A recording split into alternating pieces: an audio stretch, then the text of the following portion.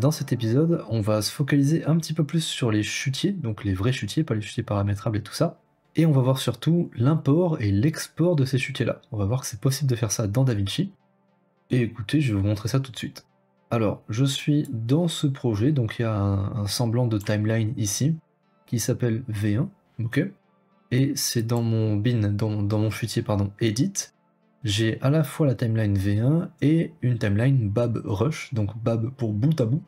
C'est une appellation qu'on utilise assez souvent, et quand je rentre dans cette timeline-là, hop, j'ai un bout à bout de tous les rushs disponibles, donc de tous les rushs que j'ai ici, voilà. Je vous montrerai plusieurs méthodologies par rapport à ça après, dans le module suivant consacré au montage.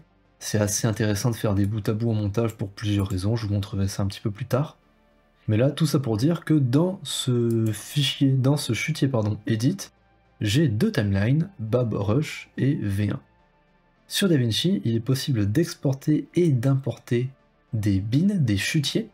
Donc on pourrait se demander à quoi ça sert, et bien justement, ça sert à ça, c'est pour ça que je vous donne cet exemple. Pour le partage de timeline, par exemple, c'est super sympa.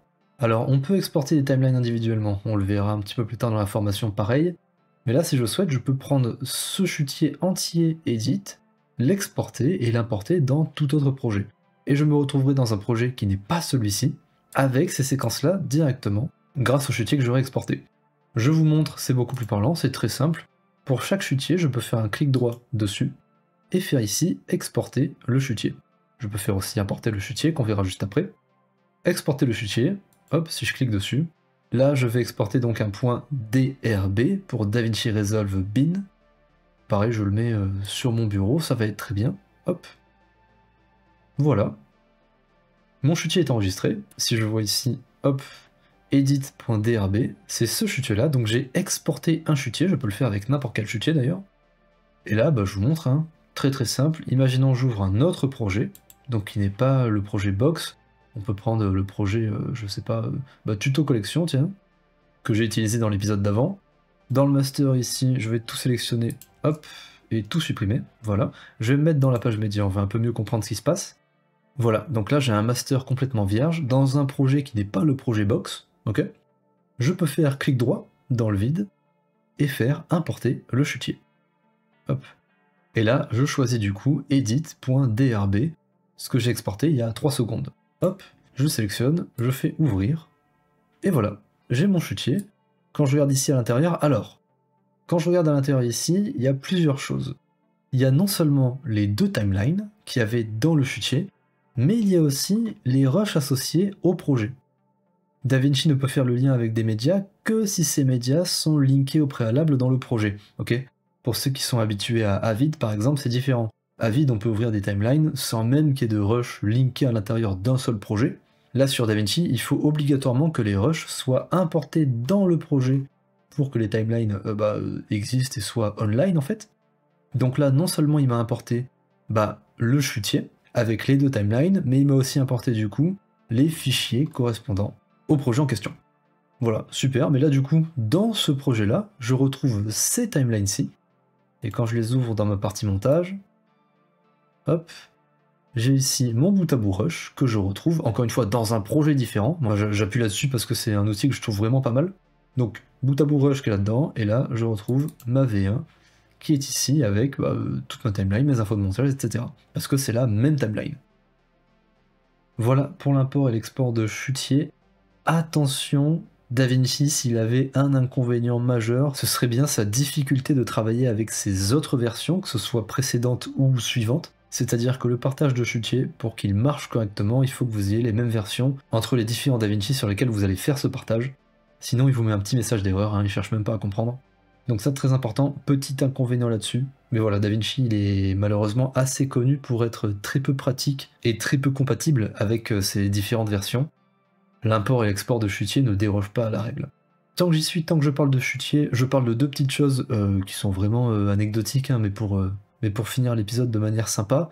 Les chutiers, c'est assez méconnu, mais on peut leur mettre des couleurs si on souhaite. Ici, voilà, si je crée des nouveaux chutiers comme ça, hop, je peux faire un clic droit sur un chutier, ici, et faire couleur du chutier. Là, je peux le mettre en vert, par exemple. Voilà. Et là, il va apparaître en vert ici. Alors, il apparaît pas en vert là-dedans, mais il apparaît juste en vert, en surbrillance, en gros, ici. Voilà, ici, je peux mettre une couleur rouge, et ici une couleur, tac. Ça me permet de rendre un petit peu plus visuel mon arborescence, c'est toujours pas mal, je peux mettre des couleurs de chutier. Dernière chose que je trouve intéressante, on dit très souvent, et d'ailleurs c'est le cas, hein, on le dit pas par hasard, que DaVinci on peut pas trop toucher le workspace, la disposition des fenêtres, etc. C'est des onglets, ok, là c'est ouvert, là c'est fermé. Il y a une chose pas mal par contre qu'on peut faire, et je m'adresse surtout aux utilisateurs de plusieurs écrans, c'est que ici en faisant un clic droit, que ce soit sur le master directement ou sur un bin en particulier, je peux sélectionner l'option ouvrir dans une nouvelle fenêtre. Voilà. Et là, une nouvelle fenêtre s'ouvre avec ma media pool, mon master et mes différents bins. Et que je peux mettre sur mon deuxième écran. Alors là, hop, vous le voyez pas, mais je la mets sur mon deuxième écran, ok. Mais c'est en gros un panneau flottant que je peux mettre où je veux, et hop, ah bah là je l'ai perdu, tiens. Ici, voilà. En gros, un panneau flottant avec lequel je peux travailler. Ça, c'est super bien. Pareil, petite fonction assez méconnue, mais que je trouve pourtant géniale. Parce que c'est une des alternatives, on va dire, à justement le côté fermé des onglets et pas des fenêtres dans DaVinci Resolve. Là, il faut savoir que la Media Pool, donc la bibliothèque de médias, je peux complètement la détacher. Ici, fermer la bibliothèque de médias, hop. Là, je l'ai ici, la mettre sur un second écran. Comme ça, au moins sur mon écran de gauche, j'ai ça, et sur mon écran de droite, j'ai juste mon logiciel de montage. C'est génial. Voilà, et d'ailleurs, ce qui est intéressant, c'est que je peux ouvrir le nombre de fenêtres que je veux. Ici, si je fais ouvrir dans une nouvelle fenêtre, hop, une deuxième fenêtre apparaît, et je peux comme ça me créer différentes fenêtres de bin. Imaginons ici, je veux edit, et ici, je veux le chutier 2, bah voilà. J'ai les deux, c'est super sympa. On n'est pas du tout en fait bloqué dans la bibliothèque de médias avec ce système d'onglets. Là, si vous avez plusieurs écrans, c'est le bonheur, je vous conseille en tout cas de travailler comme ça.